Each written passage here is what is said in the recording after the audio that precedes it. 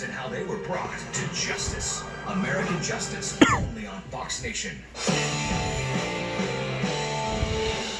Pocahontas would like to apologize. For years, Elizabeth Warren used phony American Indian heritage to advance her academic career, scamming the affirmative action system, which itself is a scam. She was so committed to the lie that she released a DNA test showing a tiny sliver of DNA she claimed made her a native. She thought the rest of us would buy it. Now she's finally accepting what was obvious from day one. She's roughly about as American Indian as the Prince of Wales, maybe slightly less, actually. Recently in Sioux City, while attending a forum on American Indian issues, she apologized for her past behavior. Watch this. I want to say this. Like anyone who's being honest with themselves, I know that I have made mistakes. I am sorry for harm I have caused. Mark Stein is an author and columnist, and of course, if you were watching this show last week, you saw him doing an amazing job for 4 days, hosting it. I'm so glad to have him back. Mark Stein, thanks for doing that, by the way.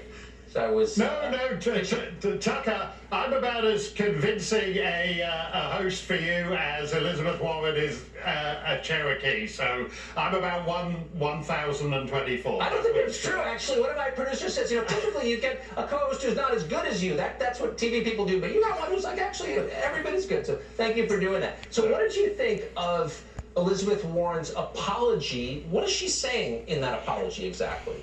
Well, you described it as burying the hatchet, and I think in actual fact the Indian community are in a certain sense leveraging the hatchet. She is at risk here because this is actually quite a widespread crime. A month or so back, the LA Times ran a story on how hundreds of millions of dollars in government contracts supposedly reserved for minorities have been handed out to 100% white people pretending to be Cherokee, which is exactly what Elizabeth Warren did. Harvard Law School represented her as their first woman of color, which is ridiculous. But nobody laughed. As I always say, she's the whitest white since Frosty the Snowman fell in a vat of whiteout. You can't get whiter. So she is someone who is committed. Yeah, no, I agree. Yeah, no, exactly. But here's the thing. I think Trump did her a great service by making her a laughingstock on this issue, because he's eliminated any possibility of her running on her personal story.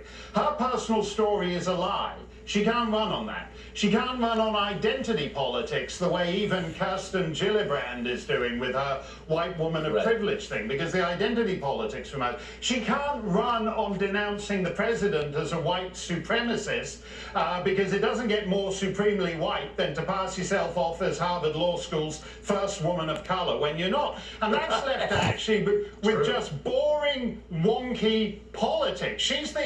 She, as wrong as the policies are, she's actually the only person out there just saying, well, I can't run on who I am, I can't run on what I am, I can't run on what racist the president is. So instead I've got this policy platform, and it seems to be working for her.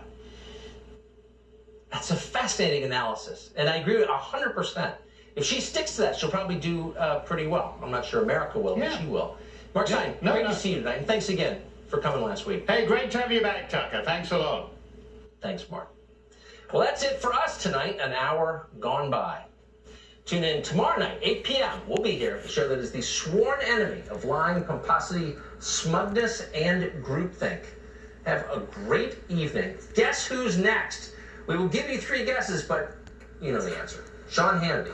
Hey, you know something? First from of New all, York City. You're better. Mark Stein couldn't hit the post if his life depended on it. It's like 15 seconds over. Oh, sorry. I don't even know what that means. It took me, a year to get you to hit the post, and you're great at it now. All right, here's the other thing. I know Tucker's vacation was planned because I was going to take off last week, and they said, no. Tucker and Laura already have those weeks. You're dead. So it was a planned We vacation. missed you fishing in Labrador, months and months ago. I can confirm because I was denied time off. The internet is so. And I'm a loser. I never don't show up. I can't help it.